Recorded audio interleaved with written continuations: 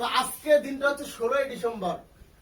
আমাদের দেশের জন্য কিছু মানুষ কি করছেন, নিজেদেরকে কুরবান করেছেন, সংগ্রাম করে, যুদ্ধ করে, ত্যাগ করে আমাদের এই বাংলাদেশকে স্বাধীন করেছেন। কি করেছেন?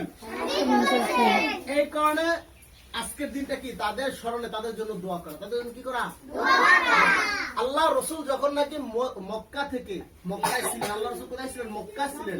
তিনি যখন মক্কা থেকে চলে যাচ্ছেন তখন বলতেছেন যে হে মাটি, মক্কার মাটিকে বলতেছেন যে হে মক্কার মাটি, আমি তোমাকে ছাড়তাম না যদি এই লোকের আমাকে এখান থেকে না তাড়িয়ে দিত, তাহলে কি আমি এই মাটিকে ছাড়তাম না। অর্থাৎ তিনিও তার দেশের জন্য, তার ভূমির জন্য মায়া ছিলেন, মহাব্বত ছিলেন, ভালোবাসা ছিলেন।